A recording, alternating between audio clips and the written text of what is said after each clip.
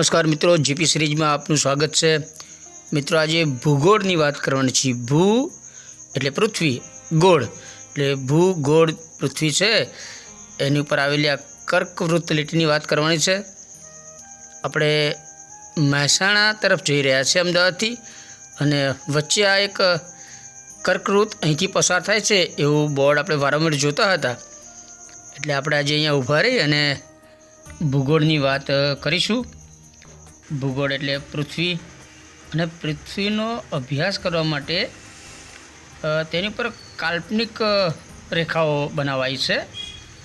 એટલે જે પૃથ્વીનો ગોળો છે એની વચ્ચે આડી ગોળાકાર જે રેખા છે, લાઈન દોરેલી છે, એને વિષુવવૃત્ત કહે છે, અને જે પૃથ્વીની મધ્યમાંથી પસાર થાય છે, અને તેની ઉપરના ભાગે ઉત્તર ગોળાર્ધ કહેવાય છે અને નીચેના ભાગને દક્ષિણ ગોળાર્ધ એવું કહેવાય છે। ઉત્તર ગોળાર્ધનો ભાગ જે છે એમાં જે આડી ત્રુટક રેખા હોય છે તેને કર્કવૃત્ત કહેવાય છે, અને દક્ષિણ ગોળાર્ધમાં જે આડી ત્રુટક રેખા હોય છે તેને મકરવૃત્ત કહેવાય છે। અને ગુજરાતમાં કચ્છ, પાટણ, સાબરકાંઠા, મહેસાણા, અરવલ્લી અને ગાંધીનગર જિલ્લા છે એમાં થઈને આ કર્કવૃત્ત પસાર થાય છે। અને આપણે અમદાવાદથી મહેસાણા જઈએ છીએ એની વચ્ચે આ કર્કવૃત્ત આવે છે, આપણે એને પસાર કરીએ છીએ, કર્કવૃત્ત ઉપર થઈને આપણે નીકળીએ છીએ। અને અત્યારે આપણે બિલકુલ કર્કવૃત્ત ઉપર ઊભા છીએ। આ બોર્ડ છે, અહીંયાથી કર્કવૃત્ત પસાર થાય છે, અને આપણે કર્કવૃત્ત લાઈન જે રેખા છે બિલકુલ એક કર્કવૃત્ત ઉપર અત્યારે ઊભા છીએ। મોઢેરાનું જે સૂર્ય મંદિર છે સુપ્રસિદ્ધ, એ પણ આ કર્કવૃત્ત ઉપર આવેલું છે।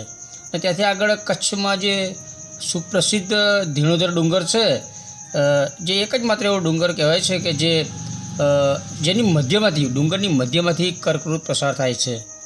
આ ઉપરાંત આગળ જે આપણે સાબરકાંઠા જિલ્લાનું હિંમતનગર અને પ્રાંતિજ શહેર છે એ પણ કર્કવૃત્ત ઉપર થઈને પસાર થાય છે।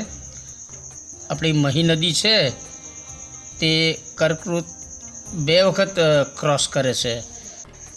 એટલે પૃથ્વીને સમજવા માટે, પૃથ્વીનો અભ્યાસ કરવા માટે જે વ્યવસ્થા કાલ્પનિક લાઈન દ્વારા કરાઈ છે એ પૈકીની એક મહત્ત્વની આ કર્કવૃત્ત લાઈન રેખા જે છે એ આપણા ગુજરાતમાંથી પસાર થાય છે। અને આપણે સીધા અત્યારે આપ જોઈ રહ્યા છો, આપણે કર્કવૃત્ત લાઈન ઉપર ઊભા છીએ સ્ટેટ, એટલે કે પૃથ્વીના ઉત્તર ગોળાર્ધ, એટલે અડધો ભાગ પૃથ્વીનો ઉપરનો જે છે ઉત્તર ગોળાર્ધ, એને જે સમજવા માટેની કર્કરેખા બનાવી છે, બસ એની કર્કરેખાની બરાબર આપણે એની ઉપર ઊભા છીએ। અને એ આપણે અમદાવાદથી મહેસાણા જતા હોય તો રસ્તામાં આવે છે, એટલે કે વિશ્વને સમજવા, એના અભ્યાસ માટે, પૃથ્વીના અભ્યાસ માટે જે કાલ્પનિક રેખાઓ બનાવાઈ છે એ પૈકીની મહત્ત્વની રેખા એટલે આપણા કર્કવૃત્ત જે ગુજરાતમાંથી પસાર થાય છે। અને જ્યાં જ્યાંથી પસાર થાય છે ત્યાં આવા બોર્ડ લગાવ્યા છે। આ પેટ્રોલ પંપ હમણાં જ નવો બન્યો છે, અને આપણે એ પેટ્રોલ પંપની પાસે જ આ કર્કવૃત્ત પસાર લાઈન થાય છે।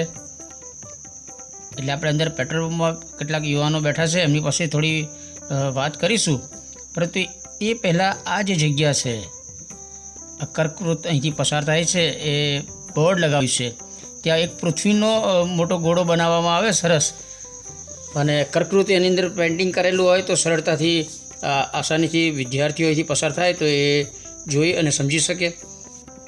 અને અહીંયાથી કર્કવૃત્ત પસાર થાય છે, જો કે ચણેલું છે અને કર્કવૃત્ત સાથે કોઈ લેવા દેવા નથી, પરંતુ કુદરતી અત્યારે આપણે એ જોઈ શકાય છે। અને હવે આ પેટ્રોલ પંપની અંદર જે યુવાનો નોકરી કરે છે એમની પાસેથી શું જાણકારી છે તે જાણીએ આપણે। હા, શું નામ છે પેટ્રોલ પંપનું? જયશ્રી ફ્યુલ સ્ટેશન। અને આ કયું ગામ કયું છે? દીતાસણ છે। અને આ રોડ ક્યાંથી ક્યાં જાય છે? હે, ક્યાંથી ક્યાં જાય છે? મહેસાણા અમદાવાદ રોડ ઉપર આ દીદાસણ ગામ છે, ત્યાં પેલું આ કર્કવૃત્ત પસાર થાય છે, તમે બોર્ડ જોયું છે? હા, એના વિશે કંઈ જાણો છો તમે? પૃથ્વીનો અડધો ભાગ કહેવાય। હે, પૃથ્વીનો અડધો ભાગ। અચ્છા, વેરી ગુડ સર, પૃથ્વીનો અડધો ભાગ છે અહીંયાથી। હા, એની વાતો થતી છે ને ગામમાં બધા બાળકો છોકરાઓ ભણતા હશે બધા જાણતા હશે ને એટલે પૃથ્વીનો અડધો ભાગ થાય એવું તમને એટલું ખ્યાલ છે એટલો કે રાખો. તમારું કામ કયું અહીંયા જ છો બોપડે અમારે જીતા છો. આ ગામના જ છો હા એવી કે પાલનપુર અમદાવાદ કે આવી ગયા તમે. પાલનપુર અમદાવાદ પાલનપુર હાઈવે કહેવાય નેશનલ હાઈવે.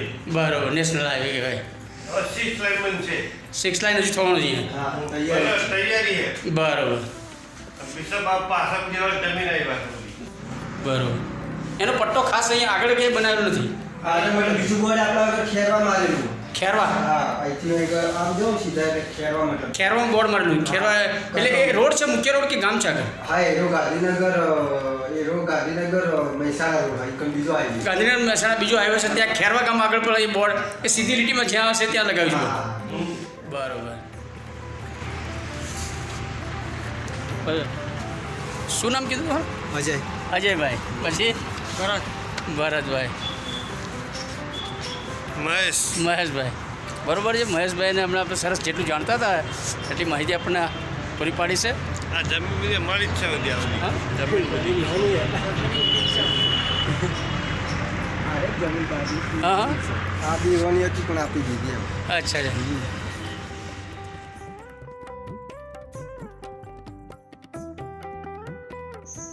તો મિત્રો ગોળ મોટી પૃથ્વી છે એના અડધા ગોળાર્ધમાં આ કર્કવૃત પસાર થાય છે અને આપણા ગુજરાતમાં થઈને પસાર થાય છે અને એ પૈકી આપણે મહેસાણા જતાં આ કર્કવૃત પસાર થાય છે ત્યાં આપણે ઊભા રહ્યા હતા અને કર્કવૃત ઉપર ઊભા રહી અને એક ઐતિહાસિક પૃથ્વીની ઐતિહાસિક કાલ્પનિક રેખા ઉપર ઊભા રહેવાનો આનંદ આપણે મેળવ્યો છે અને એની જાણકારી આપને આપી છે મિત્રો આ વિડીયો અગર આપને ગમ્યો હોય તેને લાઈક કરો શેર કરો અને જીપી સિરીઝ ચેનલના વિડીયો જોતા રહો GP series channel first time જોઈ રહ્યા છો તો જીપી સિરીઝ ચેનલને સબસ્ક્રાઈબ કરો અને એ માટે સ્કેન કરો